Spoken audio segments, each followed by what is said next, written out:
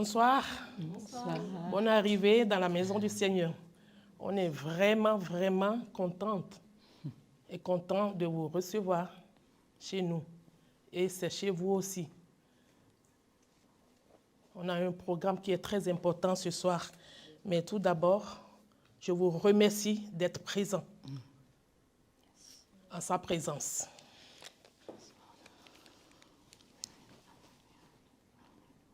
Je vais présenter le ministère que Dieu a mis à cœur à Béatrice. Le ministère s'appelle « Libérer pour servir ».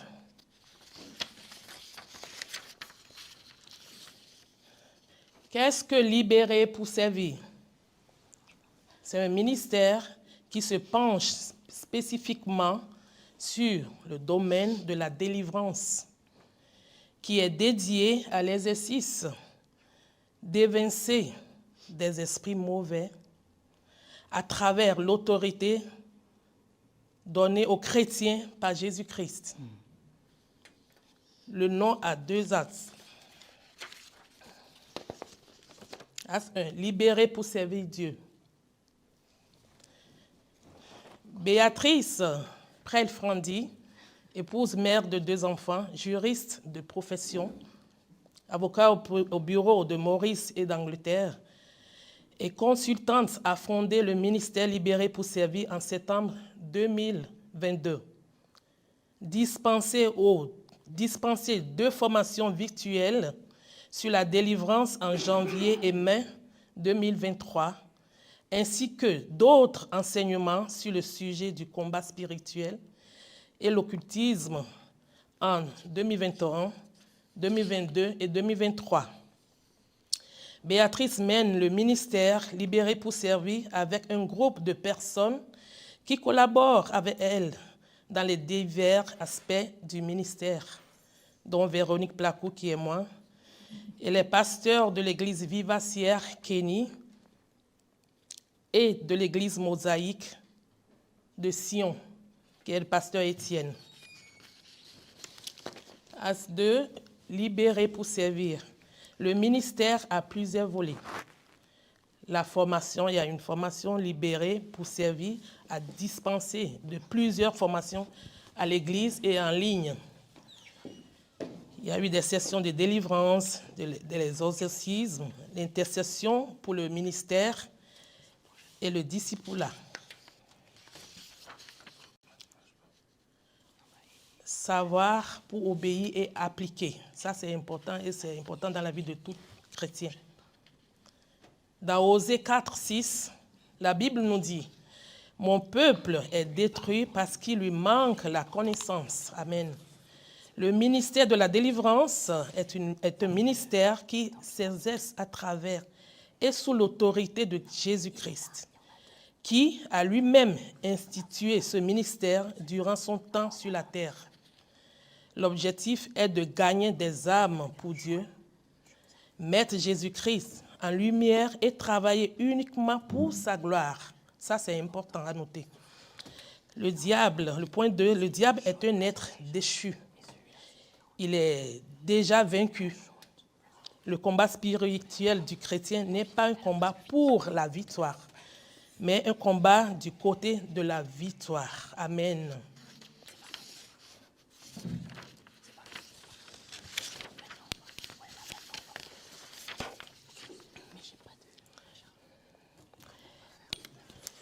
J'aimerais qu'on prenne un chant de louange. Avant, je peux vous donner un verset aussi dans Jean 8, 36, que vous pouvez lire à la maison. Mais j'aimerais qu'on prenne un chant de louange tout puissant pour toujours glorifier son nom. Parce qu'on est là pour lui. Pas pour nous, pas pour Béatrice, pas pour moi, pas pour le pasteur, mais pour sa gloire. Je vous invite, si vous voulez rester debout pour le louer, rester assis. Important qu'on soit à l'aise pour sa gloire. Amen. Amen. Merci d'être là. Donc merci à Véronique de m'avoir introduit, d'avoir introduit un peu le ministère qui commence maintenant un petit peu à se faire connaître. Le PowerPoint n'est pas comme il faut, mais encore une fois, pas aujourd'hui, Satan, c'est pas grave, on va quand même faire la présentation. Ok, donc vous n'avez pas eu la présentation sur le ministère lui-même, mais si j'ai le temps à la fin, je vais le mettre. Donc ce que je veux vous dire, c'est que d'abord, je vais faire quelques sections de la présentation. C'est ambitieux de ma part d'avoir voulu faire ça en une seule fois. Donc, il y aura sans doute une deuxième partie à cet enseignement. L'année dernière, j'ai fait 3 séries sur le monde de l'occultisme. Et cette année, ça sera ce sujet, la sexualité, un cadeau perverti de Dieu.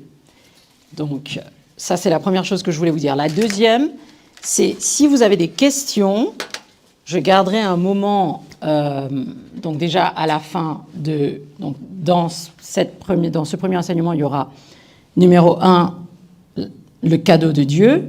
Et donc à la fin de ça, parce que le numéro 2 sera le cadeau de Dieu perverti, et à la fin de ça, je vous demanderai si vous avez des questions ou des observations ou des choses que vous aimeriez partager avec moi ou voilà, en communauté que nous sommes. Donc avant que je commence de parler davantage sur ce sujet, j'aimerais vraiment demander la présence du Saint-Esprit. Merci Seigneur pour ce moment, merci Seigneur pour ce rassemblement, pour cette réunion. Ce projet est ton projet, cet enseignement est ton enseignement. Touche ma bouche, touche mes lèvres, que je sois vraiment le vaisseau du message que tu veux emmener aujourd'hui pour les personnes qui sont ici ce soir et pour les personnes qui vont regarder cette vidéo éventuellement.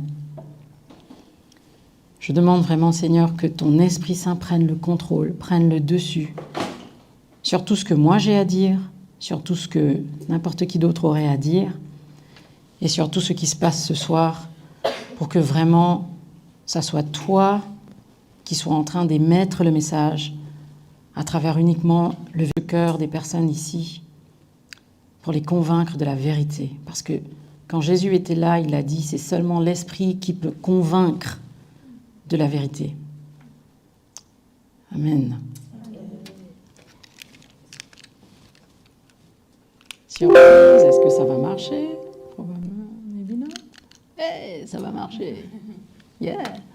Ok, je ne sais pas si vous allez voir tout, mais je vais essayer de lire un peu. Donc, le sujet de la sexualité. Pourquoi est-ce que je suis en train d'enseigner dessus? Donc, Véronique a expliqué que, voilà, je fais des exorcismes, entre autres, et je fais des formations, je donne des formations, et j'accompagne certaines personnes, j'accompagne des gens, surtout ceux qui viennent pour la délivrance. Et c'est un sujet que j'ai remarqué, la sexualité est un endroit où le diable tient vraiment les gens captifs. Le monde en parle beaucoup et a beaucoup de choses à dire dessus, et les chrétiens sont timides. Les chrétiens ont peur. Les chrétiens ont aussi raison un peu d'avoir peur parce que les lois continuent à changer et nous mettent dans des positions précaires. Mais même entre nous, dans la communauté chrétienne, on n'ose pas parler de ça. Alors que partout dans la télé, partout dans les réseaux sociaux, dans les chansons, dans la musique, dans tout ce qui est le monde, on entend beaucoup parler de ça et on entend beaucoup leur version, la version du monde. Donc le but, l'intérêt de cet enseignement, c'est de vous donner la version biblique, d'accord, de ce qui est la sexualité. Ok? Et comment est-ce que Dieu a imaginé ça? Comment est-ce que lui, il voit ça? Et quel est, notre rôle là-dedans par rapport au plan de Dieu pour nous? D'accord? Donc c'est vraiment une perspective biblique. Et quand je dis une perspective biblique, j'aimerais attirer votre attention sur le fait qu'il y a ce qui est extra-biblique, c'est-à-dire des choses qui ne sont pas forcément dans la Bible, mais qui ne sont pas contre l'esprit de la Bible. Et puis, il y a ce qui est anti-biblique. OK? D'accord? Donc, J'aimerais commencer par vous donner une petite définition du Larousse. La sexualité, le Larousse en ligne le décrit comme un ensemble des phénomènes sexuels ou liés au sexe que l'on peut observer dans le monde vivant, ou un ensemble des diverses modalités de la satisfaction sexuelle. Donc ça, c'est un dictionnaire français qui explique ce que c'est, ça ne nous aide pas trop, mais je pense qu'on comprend plus ou moins, ça sert à distinguer mâle ou femelle, et aussi, ça concerne les relations sexuelles, et là je parle dans le cadre biblique, entre les hommes et les femmes. Je parle dans le cadre biblique. Cette vidéo va être projetée, donc il y a certaines choses que je dois dire sans vraiment dire, donc essayez de lire entre les lignes des fois. D'accord ? Alors, allons dans la Bible. Je sais que c'est un peu difficile à voir, mais je vous donne les versets que j'ai cités ici pour voir qu'est-ce que la Bible nous enseigne dans un premier temps. Est-ce qu'il y a des indications dans la Bible qui nous parlent de la sexualité, qui nous dit que nous avons une sexualité? Nous avons tous une sexualité. Genèse 2, 24. Vous avez le livre du Cantique des Cantiques. Bon, il y en a plusieurs, hein, mais moi j'ai fait une petite sélection. Et vous avez 1 Corinthiens, chapitre 7, versets 2 à 5. Donc, ce que j'essaye de montrer par ces versets-là, c'est que dans la Bible, qui pour nous chrétiens est la parole de Dieu, en tout cas ça devrait être la parole de Dieu pour nous chrétiens, et pour nous chrétiens, ce qui est la parole de Dieu est vrai. Tout ce que dit la Bible, il faut aller de ce principe-là. Si vous avez du mal avec ce principe-là, vous allez avoir du mal à suivre cet enseignement et même les autres enseignements avec moi. Tout ce que dit la Bible est vrai. On peut avoir du mal avec certaines choses, on peut avoir du mal à comprendre, on peut avoir du mal à accepter, mais tout ce que dit la Bible est vrai. Et il faut aller de ce principe-là. Genèse 2, 24. Des indices sur notre sexualité, sur le fait que nous avons une sexualité. Ceux qui ont des Bibles de Louis II aujourd'hui vont travailler avec moi. Qui va me lire Genèse 2, 24 ? Ça va être Sarah Boudier, parce qu'elle en a un. S'il te plaît, Genèse, chapitre 2, verset 24. C'est pourquoi l'homme quittera son père et sa mère et s'attachera à sa femme et... Ok. Amen. Merci Sarah. Donc il y en a deux autres. Vous savez, dans la Bible, il y a des références à la sensualité entre l'homme et la femme. Il y en a beaucoup d'ailleurs. Si vous lisez le Cantique des Cantiques, vous allez voir que c'est très, très sensuel.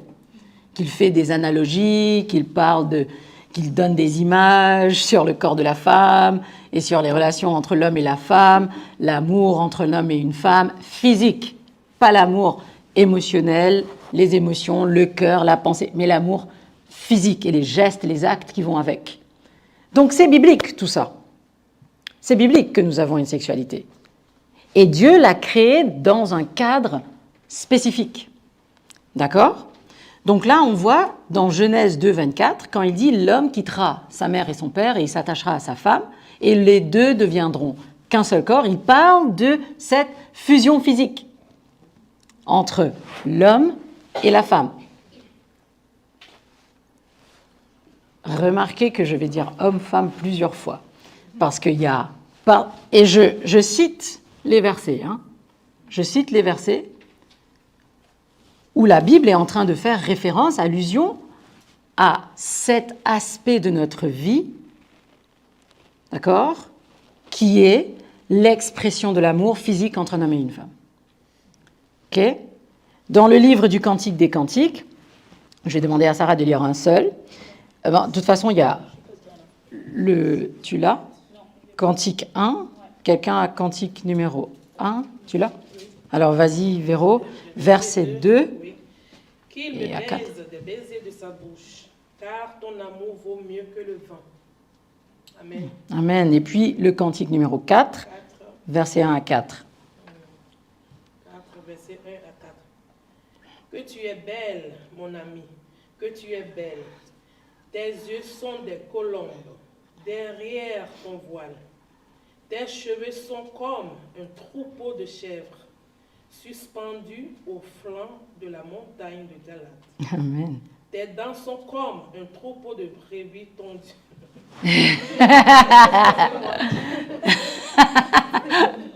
Excusez-moi, c'est la Bible, mais qui remonte de l'abreuvoir. Toutes portent des jumeaux, aucune d'elles n'est stérile. Tes lèvres sont comme un fil cramoisi, et ta bouche est charmante. Ta joue est comme une moitié de grenade derrière ton voile. Ton cou est comme la tour de David. Waouh. C'est bon, tu as ouvert, c'est combien? 4, je suis Allez, sur ok, 4. Ok. Ton cou est comme la tour de David, bâti pour être un arsenal. 1000 boucliers y sont suspendus, tous les boucliers des héros. Amen. Amen. Bon, j'ai pas besoin d'être plus explicite que ça. D'ailleurs, ça faisait rire certains d'entre vous. Mais il y a des allusions à la sexualité dans la Bible. C'est clair que Dieu a créé ça. OK? Et on va pas lire le verset 7, 1 Corinthiens, chapitre 7, versets 2 à 5, mais il parle du fait pour éviter l'impudicité, que le mari rend à sa femme ce qu'il lui doit. OK? C'est évident qu'ils sont en train d'évoquer ce besoin sexuel, ce besoin physique. D'accord? Paul, là, quand il parle à l'église de Corinthe, et à chaque fois que je fais des enseignements, je dis qu'il faut retourner dans le contexte, il faut essayer pas retourner, mais essayer de comprendre le contexte. Donc Paul était en train de parler à l'église de Corinthe, qui était une église, qui était un endroit où il y avait beaucoup d'immoralité sexuelle, beaucoup de débauche, et il est en train de dire, pour éviter l'impudicité, et je ne vais pas expliquer ce mot-là maintenant, parce que je l'explique un peu plus tard, que le mari rend à sa femme ce qu'il lui doit. Et après, il continue à dire, voilà, ne vous privez pas l'un de l'autre, etc., dans ce verset-là. D'accord? Le livre du Cantique des Cantiques, il y a eu beaucoup de commentaires dessus. Est-ce que c'était vraiment Salomon qui l'a écrit? Est-ce que c'était une femme? Est-ce que c'était un homme? Ok, on peut faire des débats dessus. Moi, je sais ce que moi je pense, mais on peut faire des débats dessus en lisant les commentaires. Mais le fait brutal, le point culminant, c'est que le texte parle vraiment, évoque vraiment des images très explicites, voire même à des moments érotiques, de cette relation sexuelle entre l'homme et la femme. Et c'est clair, encore une fois, que c'est homme-femme, que tu es belle, que tes lèvres sont belles, ok? Donc, 1 Corinthiens 7, 2 à 5, je l'ai évoqué. Donc maintenant, allons voir pourquoi. Voilà, pourquoi est-ce que je dis que c'est un cadeau de Dieu? C'est clair que c'est un cadeau de Dieu, c'est quelque chose que Dieu a créé, une chose qui est bien. Oubliez le monde. Mais Dieu, dans son plan, c'est une chose, un acte qui est censé bénéficier, qui est au bénéfice de l'homme et de la femme qui le pratique. D'accord? Parce qu'il y a beaucoup de sentiments, il y a beaucoup de sensations, il y a du plaisir, il y a plein de choses qui se passent pendant cet acte-là. Et Dieu l'a créé et c'est bon. Okay? Dieu l'a créé et c'est bon. Okay? Et c'est un cadeau, c'est gratuit, comme tant de choses que Dieu nous donne, okay? Pour le bien de l'homme, mais aussi pour le bien de l'humanité, parce qu'on voit que bibliquement, Dieu veut que l'homme se multiplie.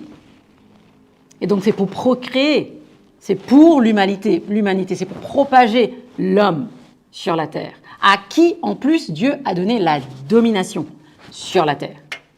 Okay? Dans le livre de la Genèse, Dieu a donné à l'homme, et quand je dis l'homme, je parle de l'homme et de la femme, il a donné à l'homme l'autorité pour dominer sur la terre. C'est pour ça que j'ai dit la domination sur la terre. D'accord? Donc, c'est une bonne chose. Ce n'est pas une mauvaise chose comme c'était considéré, par exemple, dans les années 50, dans les années 40, ou dans les églises traditionnelles. C'était tellement tabou, on n'en parle pas. C'était uniquement pour faire des bébés. Eh ben non, c'est pas forcément vrai, ma foi. Il n'y a qu'à écouter le Cantique des Cantiques, il n'y a qu'à écouter Paul aux églises de Corinthe. Ce n'est pas uniquement pour la procréation. OK? Mais maintenant, ce qui est important pour nous, c'est de comprendre ce cadre dans lequel Dieu l'a créé. OK? Le cadre dans lequel Dieu l'a créé. Et c'est ça qu'on va regarder maintenant. Je suis désolée si c'est un peu petit, parce que voilà, c'est pas gros, mais on a dit pas aujourd'hui Satan, donc on continue quand même. Donc, pour voir le cadre dans lequel Dieu l'a créé, il faut retourner dans le jardin avec Adam et Ève. Et c'est là que le chrétien, en tout cas le vrai chrétien, doit avoir un problème avec le monde en ce qui concerne le cadre pour lequel Dieu a créé la sexualité. D'accord ? Allons voir Adam et Ève dans Genèse 2, 18 à 22. Okay, on a déjà lu 2 Genèse 23 à 24, c'est pourquoi l'homme quittera son père et sa mère, et les deux deviendront un. D'accord ? Donc j'aimerais qu'on lit Genèse chapitre 2,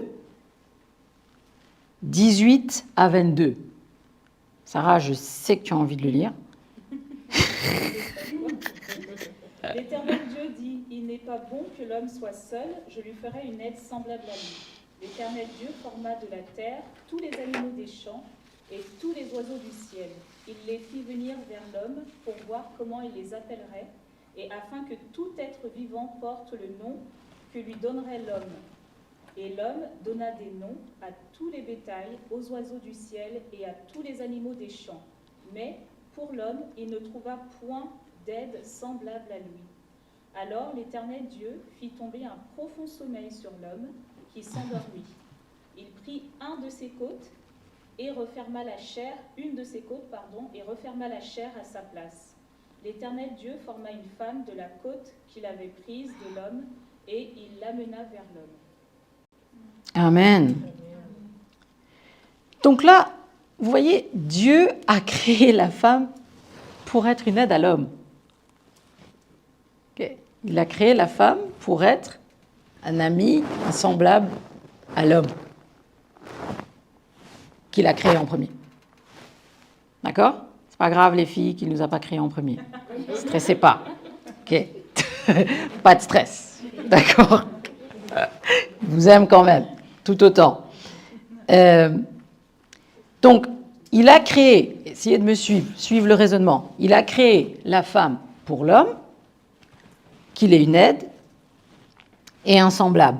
Parce qu'il a vu les animaux, ça n'allait pas. Hein? Les animaux, c'était pas le semblable de l'homme. Okay? Et il y a un moment où Dieu dit, Dieu les bénit, il leur dit, allez, soyez féconds et multipliez-vous. Voilà le premier mariage dans la Bible. C'est ça le premier.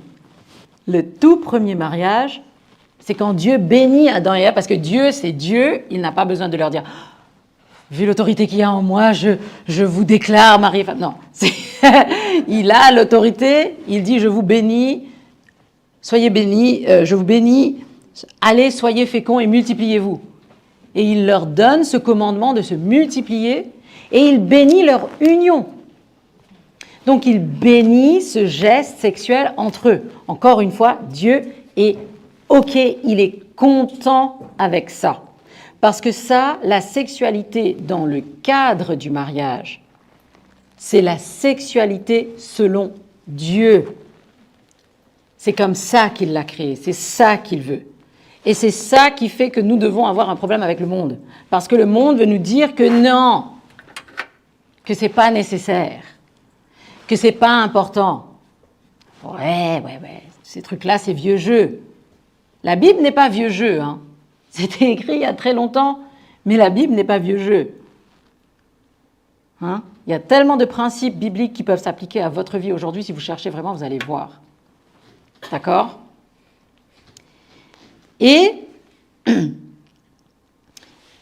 alors, déjà, là, on voit qu'il dit ça, et maintenant, on sort du livre de la Genèse, et franchement, dans le livre de la Genèse, ce qui se passe avec Adam et Ève, même après le péché, même après que Ève mange la pomme et que, ok, Adam aussi croque la pomme, enfin, même après ça, c'est après ça d'ailleurs, Dieu leur dit quand même qu'ils doivent se multiplier, qu'ils ont toujours la domination sur la terre, ils ont toujours la domination sur les animaux, sur toutes les créatures de la terre, etc., etc. Bon, il y a d'autres choses qui se passent, il y a des malédictions aussi que Dieu met sur l'homme à cause de ce péché, mais ce n'est pas le sujet d'aujourd'hui. Mais il y a d'autres versets maintenant qui viennent consolider ça dans le Nouveau Testament. Il y a tellement de versets dans la Bible sur le mariage. J'ai fait une petite sélection, mais il y a beaucoup de versets dans la Bible sur le mariage.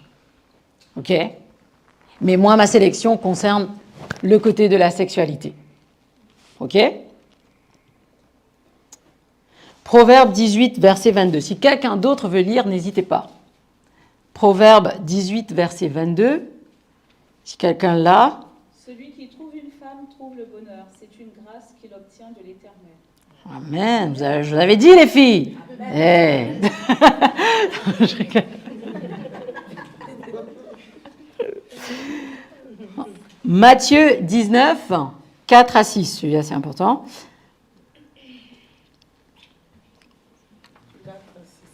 Matthieu 19, 4 à 6.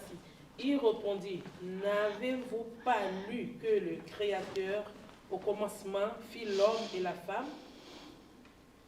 Et qu'il dit, c'est pourquoi l'homme quittera son père et sa mère et s'attachera à sa femme. Et les deux deviendront une seule chair. Ainsi, ils ne sont plus deux. Ils ne sont plus deux, mais ils sont une seule chair. Que l'homme, donc, ne sépare pas ce que Dieu a joint. Amen. Amen, amen, amen. Quelqu'un d'autre peut me lire Éphésiens 5, 31, s'il vous plaît? C'est pourquoi l'homme quittera son père et sa mère, s'attachera à sa femme, et les deux deviendront une seule chair. Amen. C'est pourquoi les deux s'attacheront et deviendront une seule chair.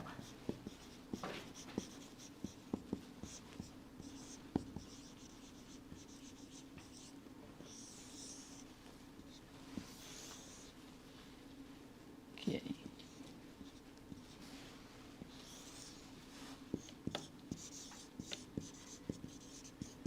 Donc, on commence là. Le mariage, le plan de Dieu pour la sexualité entre l'homme et la femme. Maintenant, dans le mariage, le Seigneur aussi donne des règles. Enfin, des règles, en tout cas, il y a certaines choses qu'il dit sur le mariage et sur la relation sexuelle entre l'homme et la femme dans le mariage. OK ? Parce que la perversion sexuelle, et comme j'ai expliqué au début, il y aura une deuxième partie dessus où je ferai surtout sur la perversion sexuelle, mais j'ai quand même touché dessus un petit peu à la fin. La perversion sexuelle peut avoir lieu, enfin a lieu, en dehors du cadre que Dieu a créé. Donc il faut garder en tête ce cadre que Dieu a créé qui est le mariage. Mais la perversion sexuelle peut aussi avoir lieu dans le mariage. Il peut y avoir perversion dans le mariage. Pourquoi ? On va lire le verset qui nous donne ça surtout. C'est le verset sur la souillure, c'est Hébreux. C'est dans un autre slide, mais c'est Hébreux 13, 4. OK. Là, on a vu, OK, la sexualité dans le mariage, mais ici, je suis en train de dire, dans le cadre du mariage, le plan de Dieu selon la Bible. Donc là, je vais vous donner quelques versets. OK ? Il y a le principe du consentement mutuel ou d'un accord commun. 1 Corinthiens 7, 5. Il y a la prohibition. Dieu interdit la souillure du lit conjugal. Le lit conjugal peut être souillé.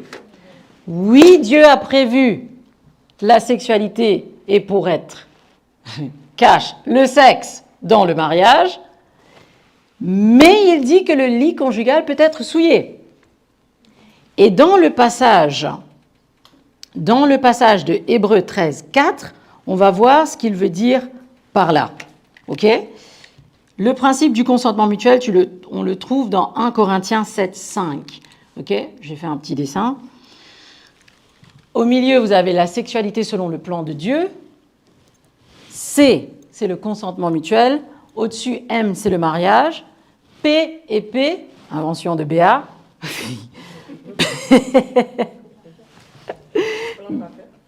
Non, plaisir et procréation. Tu étais presque. SS, sans souillure. OK ? J'aime faire les petits dessins par PowerPoint parce qu'en vrai, je ne sais pas dessiner.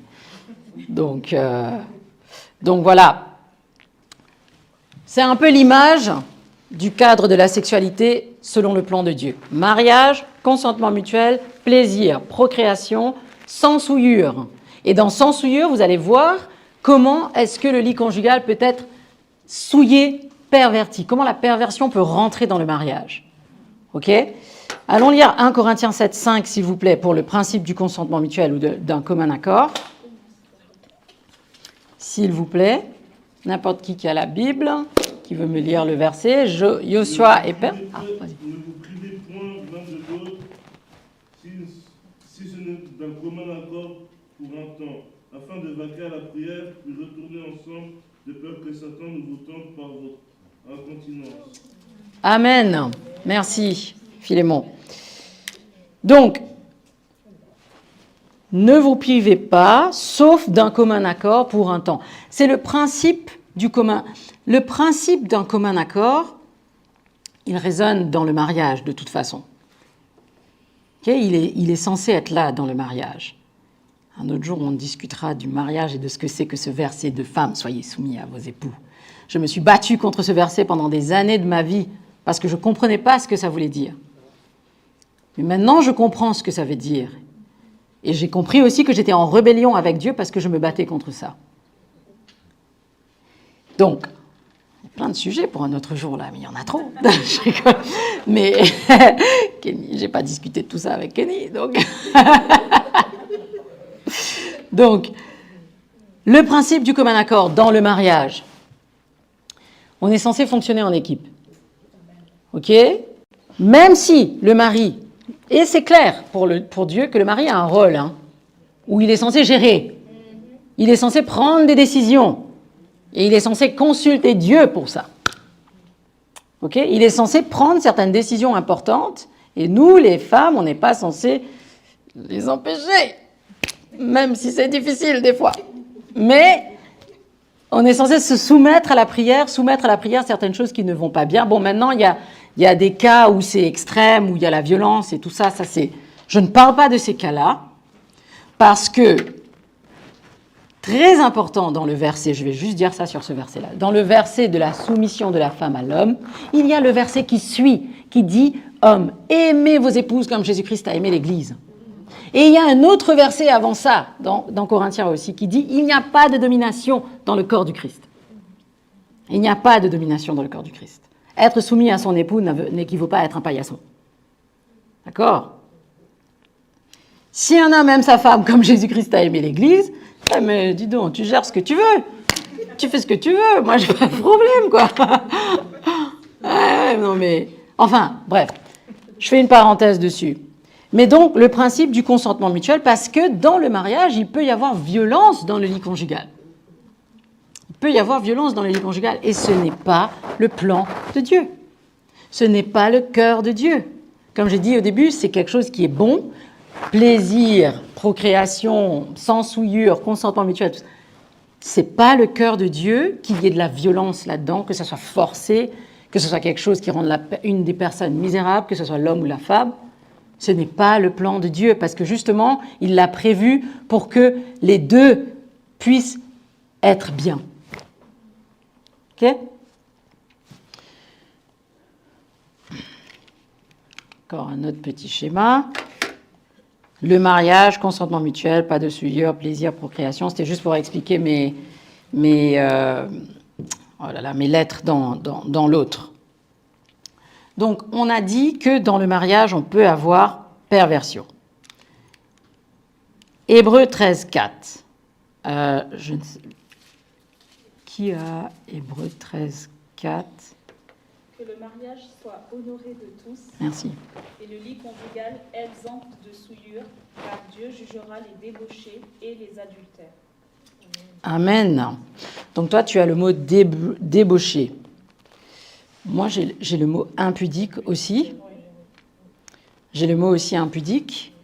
Et dans la définition de Strong, je parle de Strong qui est, je résume, c'était une personne qui a créé un livre, un document où il a traduit tous les mots de la Bible, où il les a donné un chiffre, un numéro, il les a numérotés, et après il a donné des traductions possibles dans le langage courant. Il a traduit l'hébreu et le grec. Ok ? À savoir que le français, je crois, a été traduit de l'allemand en premier. Mais en tout cas, l'anglais a été traduit du grec d'abord. Okay? La première version anglaise, c'était le King James Bible, et ça, c'était traduit du grec. Donc, dans la définition Strong, qui est une référence, c'est pour ça que j'utilise Strong, et je vous explique un peu ce que c'est, parce que c'est une référence, c'est un livre de référence, et d'ailleurs, tu le trouves en ligne facilement. L'impudicité veut dire ce qui est, impur. Attendez, que j'ai. En fait, l'impudicité vient du mot grec porneia. Porneia. Et porneia, dans le mot grec, ça vient du terme porne qui désignait les prostituées. D'accord ? Les gens qui travaillaient dans, je ne sais pas si je peux dire l'industrie, mais dans le domaine du paiement pour les activités sexuelles, le sexe, etc. D'accord ? Je me retrouve. Donc, quand on voit que, en fait, pourquoi je vous donne cette définition-là ? Parce que c'est pour vous montrer que l'immoralité peut venir dans le lit conjugal. Maintenant, ce passage-là en particulier, le livre d'Hébreux dans le chapitre 13, ça parle surtout du mariage entre deux personnes. Ça parle du mariage entre deux personnes. Et la souillure du lit conjugal, c'est quand tu amènes quelqu'un dedans. Surtout, c'est pour ça que le texte continue et parle de l'adultère. C'est quand tu amènes quelqu'un d'autre dans ton lit conjugal. C'est figuratif, parce que pour l'adultère, on n'a pas besoin d'emmener la personne dans le lit conjugal de la maison. C'est que le lit conjugal, c'est un principe que Dieu appelle à respecter, à honorer, d'accord ? En n'amenant pas une troisième personne dedans. Et c'est là qu'il faut réfléchir, il faut aller un petit peu plus loin là-dedans, d'accord ? Parce que l'adultère en soi, est-ce que c'est uniquement tromper avec une personne ? David avait péché avec ses yeux. David avait péché avec ses yeux, oui ou non ? En regardant Bathsheba. Dieu dit que même dans ton cœur, si tu le désires, c'est un péché. Alors allons plus loin avec ça. Et je sais que peut-être ça peut gêner, moi je ne peux pas être gênée. Ok ? Je n'ai pas le droit d'être gênée, je ne peux pas être gênée, désolée si je gêne, mais voilà. Alors, j'ai dit, est-ce que ça veut dire juste aller avec une personne ?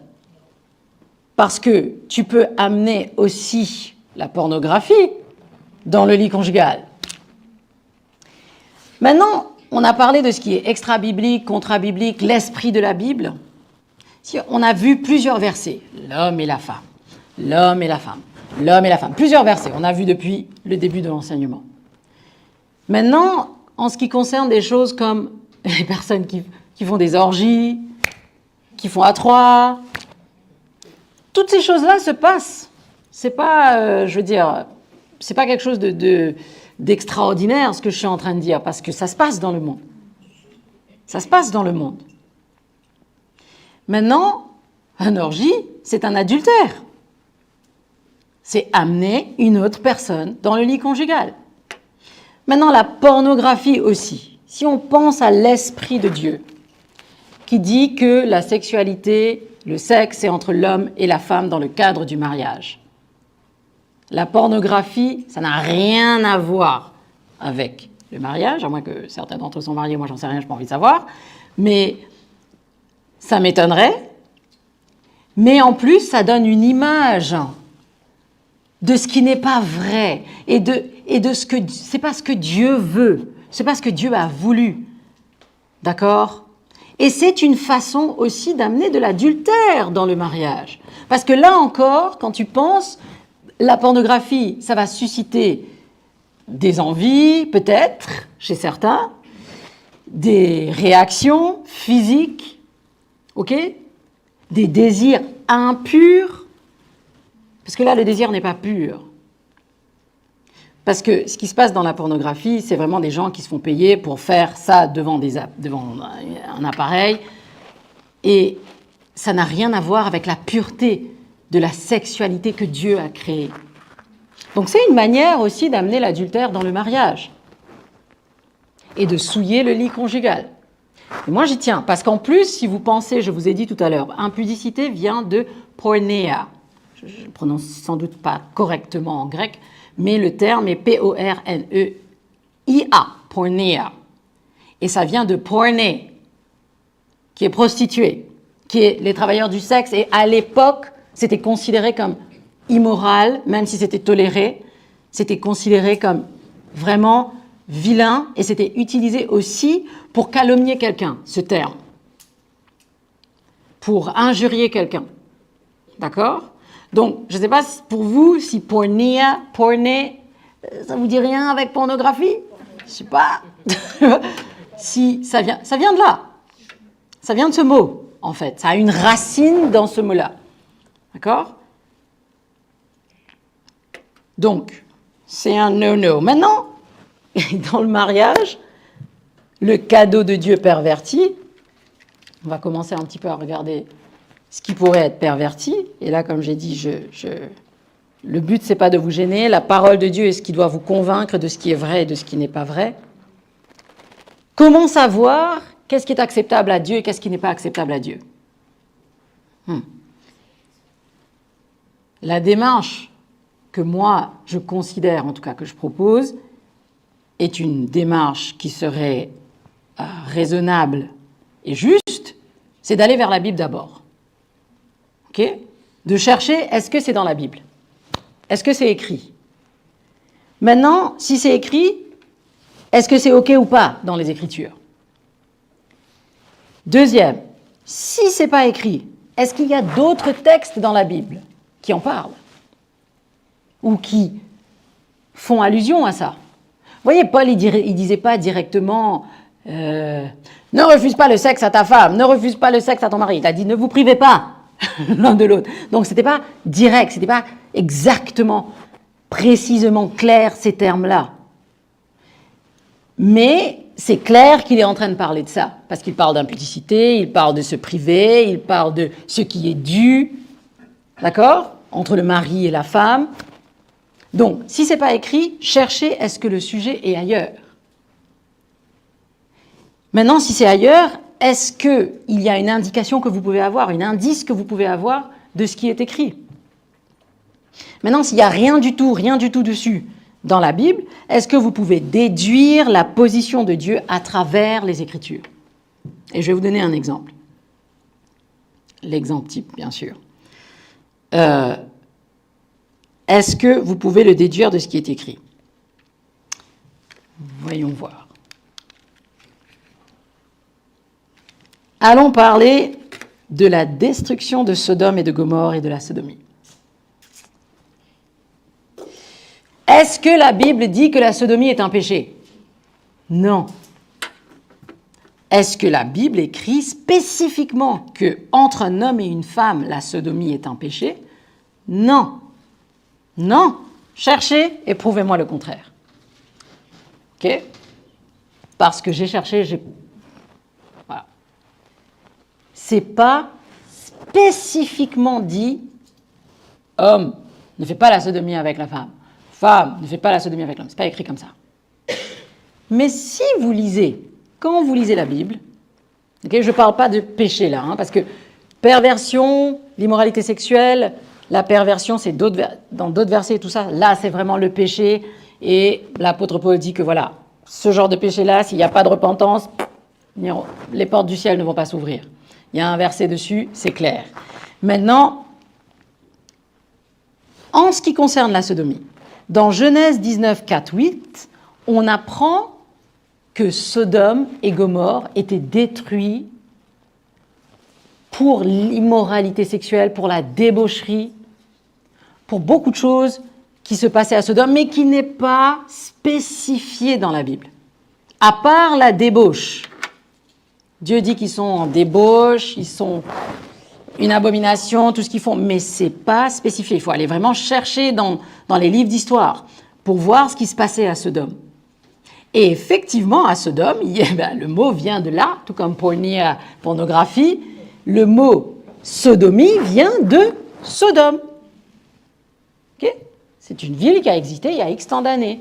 Et si je ne me trompe pas, des historiens ont excavé, ont trouvé quelque chose qui ressemblait à Sodome et Gomorrhe. Je ne vais pas trop dire des choses scientifiques, mais quand même, si vous faites une petite recherche dessus, vous allez trouver quelque chose dessus sur une ville qui apparemment a été brûlée, a été frappée par un truc de feu. Et ils pensent que c'est Sodome et Gomorrhe. Mais ce n'est pas quelque chose que je suis en train de confirmer, bien sûr. Mais en tout cas, la Bible nous dit que, à cause de la débauche, à cause de tout ça, ils étaient détruits. Et maintenant, il y a l'histoire de, si je ne me trompe pas, si quelqu'un connaît exactement qui l'ange avait visité, mais je crois que l'ange avait visité Laban, et que les gens de Sodome sont venus voir Laban et voulaient coucher avec l'ange. C'était Laban ?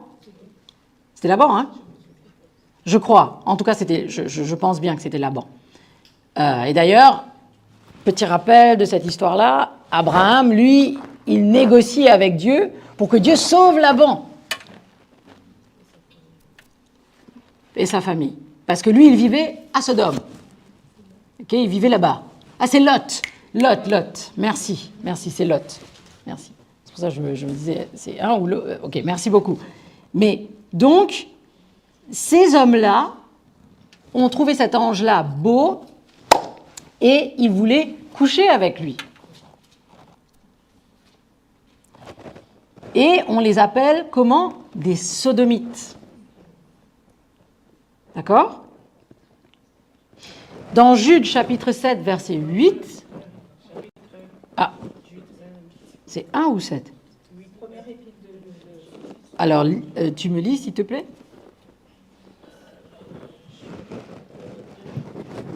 Malgré cela, ces hommes aussi, entraînés par leur rêverie, c'est ça ? Vas-y. Je crois bien. Souillent pareillement leur chair, méprisent l'autorité et injurient les gloires. Non, c'est 7. Hein. C'est 7. 7, 8. Ok, de 7 à 8. Non, juste chapitre 7, Okay. verset 8. Que Sodome et Gomorrhe et les villes voisines qui se livraient comme eux à l'impudicité et à des vices contre nature sont donnés en exemple, subissant la peine de feu éternel. Voilà. Encore une fois, là, on voit, Jude est en train de faire référence à pourquoi Sodome était anéanti. Il parle de vices, redis-moi les termes qu'il a utilisés, à cause de leur... Et des vices contre nature. Donc là, on a encore une petite idée de ce qui se passait à Sodome. Et on sait, à cause du livre de la Genèse, qu'à Sodome, il y avait de la sodomie. Ok ? Restez avec moi dans le raisonnement. Il y en a encore un, 2 Pierre, chapitre 2, verset 6, encore une fois sur Sodome et Gomorrhe. Et là, Pierre explique que la destruction de Sodome et Gomorrhe a été utilisée aussi pour donner un exemple aux impies à venir. Ceux qui vont pratiquer l'impudicité dans l'avenir, ok, qui se rappellent de cet exemple-là. Parce que Dieu n'aimait pas ce qui se passait à Sodome et Gomorrhe. On ne sait pas tout ce qui se passait, mais on sait que ça faisait partie de ce qui se passait. D'accord? Donc, est-ce que c'est une affirmation que c'est un péché? Je ne peux pas dire si vous n'êtes pas convaincu de ça. Mais je peux dire que selon ce que je lis, mon interprétation, c'est que Dieu n'est pas d'accord avec ça. C'est que Dieu n'a pas prévu ça comme ça. Et d'ailleurs, il n'y a qu'à se regarder. On peut penser ce qu'on veut, mais biologiquement, on est fait d'une certaine manière. Et la femme est faite d'une certaine manière. Elle est faite pour recevoir l'homme à un endroit spécifique, qui sert de canal de la naissance aussi. Je ne vais pas dire plus parce que sinon je vais dire des choses qui sont un peu difficiles. C'est pas difficile pour moi, mais je risque de vous choquer. Mais c'est clair, en tout cas, la manière qu'on est fait, la femme est faite d'une manière biologique où elle a un organe qui a cette fonction de recevoir l'homme. Et on est fait aussi d'une manière biologique où l'autre côté, ça sert à autre chose. Et qu'il y a un côté impur. Je ne vais pas dire impur, mais en tout cas, il y a un côté sale. Il y a un côté sale là-dedans. Biologiquement, je suis juste en train de parler biologiquement. Après, vous êtes libre à votre interprétation, parce que je dis clairement, c'est pas écrit clairement dans la Bible que c'est un péché. C'est pas écrit. Mais c'est un exemple où on peut arriver à une conclusion, travailler par déduction. Dieu a dit ça, ok, il y avait ça dans la Genèse, Sodome, il faisait ça. Ensuite, Jude reprend cet exemple-là et il parle de Sodome et Gomorrhe ensemble avec impudicité, vice contre nature. Ensuite, Pierre, lui aussi, il en parle et il le met ensemble avec les termes impies pour les impies à venir. Donc, ça plus ça plus ça, ok, 2 plus 2 égale 4, on arrive à une certaine conclusion des Écritures, à travers les Écritures. Ok? En tout cas, c'est la mienne. Mais encore une fois, la Bible dit, si tu n'es pas convaincu de quelque chose, c'est pas péché. Mais ça, il faut faire attention avec ça, comment vous lisez ça. Parce que, voilà, il y a des personnes qui pensent que tuer quelqu'un, c'est pas un péché aussi. Donc, qui ne sont pas convaincus de ça. Alors, il y a un problème parce que, justement, la Bible dit qu'il ne faut pas tuer des gens. Bon, à part les guerres, etc. Donc, juste pour finir sur cette petite partie-là sur Sodome et Gomorrhe, dans la définition Strong, impie veut dire sans loi, malfaiteur, méchant, criminel. À savoir qu'on était dans une époque où le mariage entre l'homme et la femme était considéré moral et que tout ce qui était en dehors de ça était considéré immoral. Même si ça se pratiquait, même si c'était toléré, c'était considéré immoral. D'accord?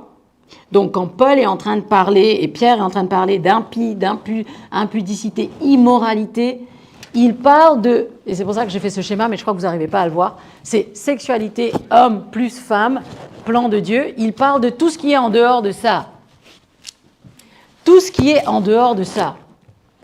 Et en dehors de ça, dans le plan que Dieu a donné, rappelez-vous de mon joli schéma, consentement mutuel, sans souillure, plaisir, procréation, mariage. Ok? En haut de la pyramide, il y a mariage. D'accord? Tout ce qui est en dehors de ce cadre-là. Et en dehors de ce cadre-là, ma foi, il y a des choses. Il y a la bestialité aussi. Il y a des choses. Rappelez-vous, Genèse, il a dit non, les animaux ne sont pas semblables de l'homme. Hein? Il y a plein de choses en dehors de ça. Ma fille aime l'arc-en-ciel.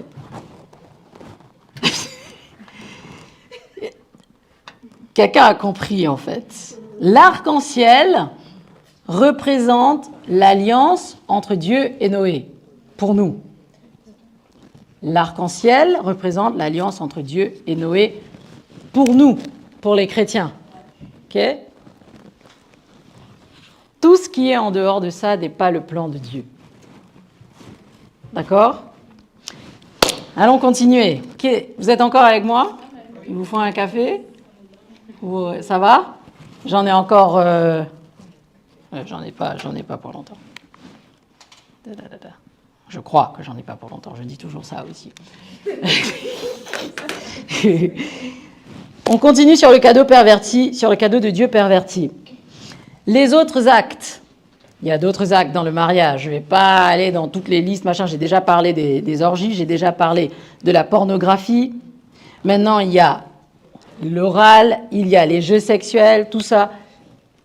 Alors, je vais vous dire, dans ce que j'ai étudié, je ne vois rien bibliquement pour dire que ces deux premiers-là, ça ne va pas. Je ne vois rien bibliquement pour dire que ces deux premiers-là, il y a un problème. Comme Sodome et Gomorrhe, par contre, c'est différent. La sodomie, c'est différent. Il y a quelque chose dans la Bible qui parle de la sodomie. Pas une, pas deux, mais plusieurs versets.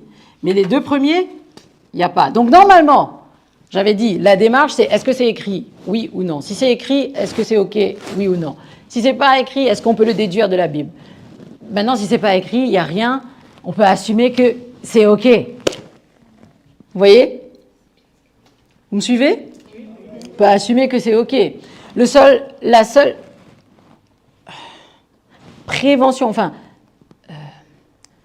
c'est même pas un conseil que je dirais, c'est que un avertissement, je ne sais pas qui c'est qui m'a dit avertissement, mais en tout cas c'est ce qui est venu aussi, c'est quand les choses comme les jeux sexuels peuvent devenir la préférence plutôt que votre partenaire. Et que là, ça devient un idole. Que là, ça devient un idole pour vous. Et que c'est ça qui est mieux que le partenaire qui est appelé à vous satisfaire selon le plan de Dieu. C'est le seul pavillon rouge que je mettrai dedans. Mais sinon, voilà, le lit conjugal, il est libre tant qu'il n'est pas souillé, comme selon qu'on a discuté, en tout cas selon moi. Mais toujours, il faut garder en tête le cœur de Dieu. Le cœur de Dieu. Encore une fois, je réitère, Dieu l'a créé, c'est quelque chose qui est bon. D'accord ? J'ai déjà dit qu'il y a extra-biblique, anti-biblique, dont je ne vais pas reparler de ça. Ce qui est anti-biblique est vraiment contre la Bible. Vous voyez, comme il n'y a rien dans la Bible. Je vous donne un exemple de ce qui est anti-biblique ou extra-biblique. Okay ? Il n'y a rien dans la Bible qui vous dit de ne pas fumer la cigarette. Ok. Mais est-ce que c'est le cœur de Dieu de faire quelque chose qui serait nuisible à la santé? C'est un. Et deux, la Bible nous dit que le corps est le temple du Saint-Esprit. Donc encore une fois, là, il faut déduire des Écritures le cœur de Dieu. On peut mal interpréter des fois, peut-être, et là, on peut aller vers d'autres personnes, des pasteurs, qui font qui peuvent vous aider, qui peuvent vous conseiller, et puis tout le monde peut se tromper. Ok ? Je peux me tromper, je peux avoir tort, mais le principe, c'est que c'est pas parce que la Bible ne dit pas ne fume pas la cigarette, ne fume pas le hashish, que ça veut dire qu'il faut le faire. Hein? Que ça veut dire que c'est OK. La Bible dit clairement qu'il ne faut pas se saouler. La Bible ne dit pas de ne pas boire du vin ou de l'alcool. La Bible parle contre la saoulaison. Là-dessus, la Bible est claire. Et j'ai une parenthèse sur ce qui concerne les addictions. La Bible parle du terme pharmakia quand il parle de... Bon, j'avais fait cet enseignement. Pharmakia, c'est un mot aussi grec qui est semblable à pharmacie. Ça parle des produits pharmaceutiques ou des drogues.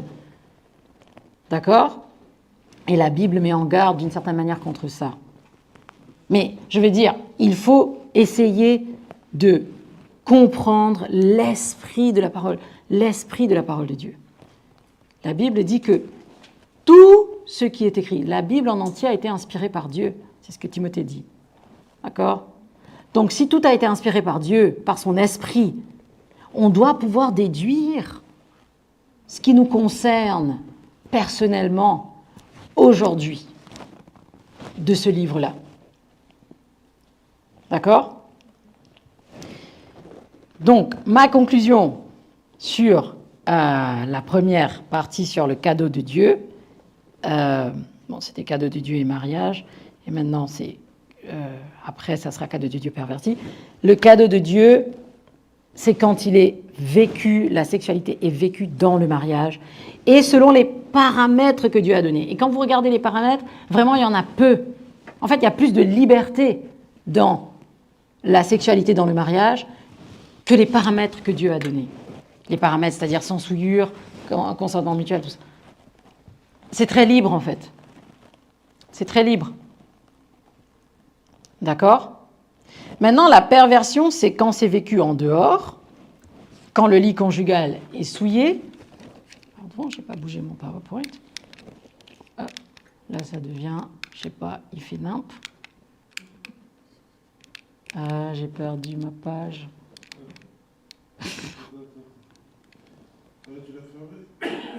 Je l'ai fermé par accident.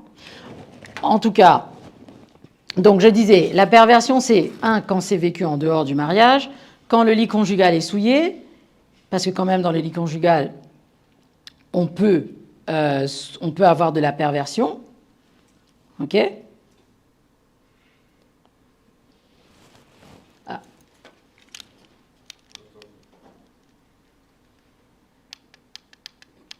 Merci.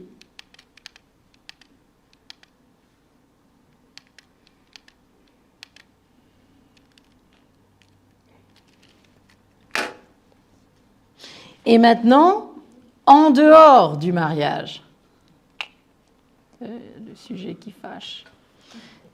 Le sujet qui fâche. Mais je ne vais pas enseigner tout ça aujourd'hui, en dehors du mariage, je vous rassure. Il est 9h bientôt. Donc j'aimerais quand même prendre des questions si vous avez des questions, mais j'aimerais vous donner les quelques versets que je compte étudier dans la deuxième partie de cette étude. D'accord ? La fornication, tout ce qui est fornication, immoralité sexuelle, et Paul en avait à dire dessus, Timothée en avait à dire dessus, Dieu en a à dire dessus. Rappelez-vous comment Dieu était fâché avec David pour son erreur avec Bathsheba, mais qu'il l'a pardonné quand même. Et ça, j'aimerais mettre l'accent dessus, que la grâce, c'est pour tout le monde. D'accord ? C'est pas pour ça que, c'est pas parce que nous vivons sous la grâce, nous sommes dans la nouvelle alliance, nous sommes sous la grâce, que ça veut dire qu'on peut faire tout et n'importe quoi et que Dieu va toujours nous pardonner. Il sait ce qu'il y a dans le cœur. Il y a péché sans savoir, il y a péché volontairement aussi. Et il y a une différence entre lutter contre le péché et vivre volontairement dans le péché. La parole de Dieu ne change pas pour s'adapter à nos réalités. Nos réalités doivent changer pour s'adapter à la parole de Dieu. On doit faire des changements. Et cette affaire de en dehors du mariage, je sais qu'il y a beaucoup de gens qui n'aiment pas l'entendre, mais c'est la parole de Dieu. C'est la parole de Dieu. En dehors du mariage égale fornication. La fornication, le terme même fornication, dans la définition Strong, et en tout cas même dans n'importe quelle définition, vous allez chercher, vous allez voir que ça veut dire des relations sexuelles hors mariage. Des relations sexuelles hors mariage. D'accord ? Rappelez-vous du schéma. Homme plus femme égale plan de Dieu pour la sexualité. D'accord ? Relations sexuelles hors mariage. Et ça, le plan de Dieu pour la sexualité, c'est seulement ce schéma-là. Seulement ce schéma-là. Je ne peux pas être plus clair. Qui donne droit au mariage. Il y a des choses sur cet enregistrement qu'il va falloir retirer avant de le mettre en ligne. Parce que je suis juriste et je connais les lois. C'est seulement ce cadre-là qui donne droit au mariage. Pourquoi je dis ça ? Mais parce que c'est simple. Lisez tous ces versets qu'il y a. Vous avez entendu autre chose que homme-femme ? Je ne vais pas m'excuser, c'est la parole de Dieu. Pas autre chose que homme-femme. Et il n'y a pas autre chose que le cadre du mariage où Dieu est d'accord. Ok ? Donc, 1 Corinthiens 6, versets 9 à 11, c'est vraiment un très gros verset. Et 1 Timothée 1, 9 à 10 aussi. Et après, il y a le fameux passage de Romains 1, 26 à 27, qui est un passage limite dangereux maintenant de lire. Ça dépend où vous êtes. Vous ne pouvez pas lire ce passage-là n'importe où, aujourd'hui. Il faut être sage et stratégique. Le but, ce n'est pas de se faire arrêter ou que l'Église ferme ses portes par des autorités. Mais lisez le passage et vous verrez pourquoi je dis que c'est un passage limite dangereux, dépendant où vous le lisez. Donc, pour conclure, avant de conclure, j'aimerais quand même qu'on le prenne juste celui-là, parce que l'autre, il est plus grand. Donc, de me lire la lettre de Paul aux Romains, chapitre 1, versets 26 à 27. C'est pour cette raison que Dieu les a livrés à des passions désarmantes. Leurs femmes ont remplacé les rapports sexuels naturels par des relations contre-nature. De même, les hommes ont abandonné les rapports naturels avec la femme et se sont enflammés dans leurs désirs les uns pour les autres. Ils ont commis homme avec homme des actes scandaleux et ont reçu en eux-mêmes le salaire que méritait leur égarement. Amen. Merci. Donc, je vous laisse avec ça pour la réflexion. Et vos questions, si vous en avez. Questions. Il est 9h. Moi, j'aimerais contribuer un peu sur le rapport sexuel oral. Parce que j'avais parlé avec mon pasteur en Italie. C'est pas, comme tu avais dit, c'est pas écrit spécifiquement dans la Bible. Mais il m'a expliqué que, étant chrétien, on parle avec Dieu, avec la bouche. On prie, on parle la langue, on prie. Donc, avec cette même bouche, on va faire autre chose. Par exemple, comme on dit, insulter. Quand tu as tes enfants, il faut savoir comment tu parles aux enfants. Il ne faut pas parler n'importe comment aux enfants. Et par exemple, des fois, les enfants nous énervent, on dit des choses qu'on ne devait pas dire. Avec la bouche, la langue est puissante. Donc, avec cette même langue, on prie Dieu, on va faire des choses sexuelles dans ce sens. Sinon, comme tu as dit, c'est nulle part dans la Bible. C'est seulement ma contribution. Merci, Véro. Merci pour contribuer. Quelqu'un d'autre aimerait contribuer ou poser une question? Il ne faut pas être gêné. Il faut dire les choses. Parce que, à croire le monde, le mariage ne sert plus à rien. Le cadre que Dieu a donné pour l'homme et la femme est nul. Et donc, si vous avez quelque chose à dire ou poser une question, n'hésitez pas.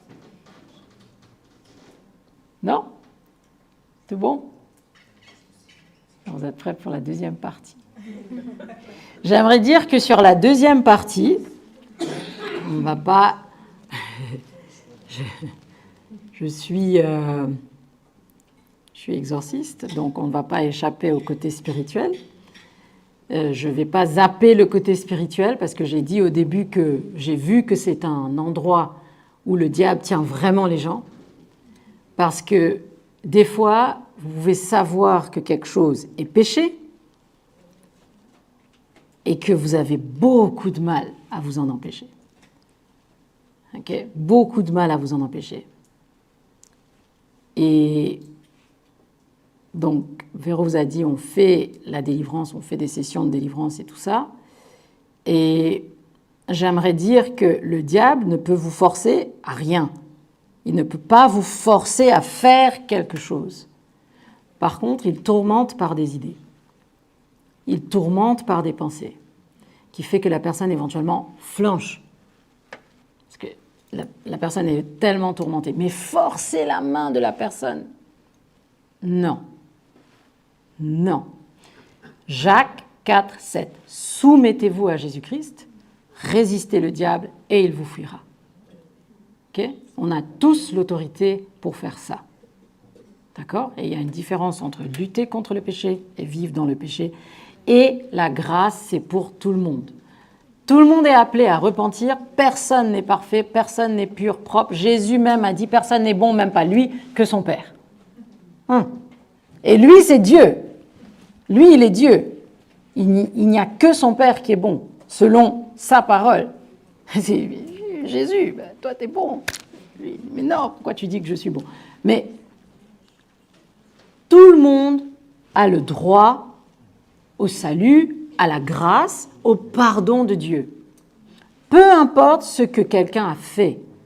Il y a tellement d'histoires de rédemption, des gens qui ont travaillé comme dans l'industrie de la pornographie. Je connais un homme en Amérique, que j'ai vu son témoignage, il était acteur des films pornographiques et maintenant il est pasteur. Il a été sauvé, il parle de Dieu, de ce que Dieu a fait dans sa vie et il explique ce qui se passe dans cette industrie-là, que tellement de gens prennent des drogues, etc., que c'est vraiment sale.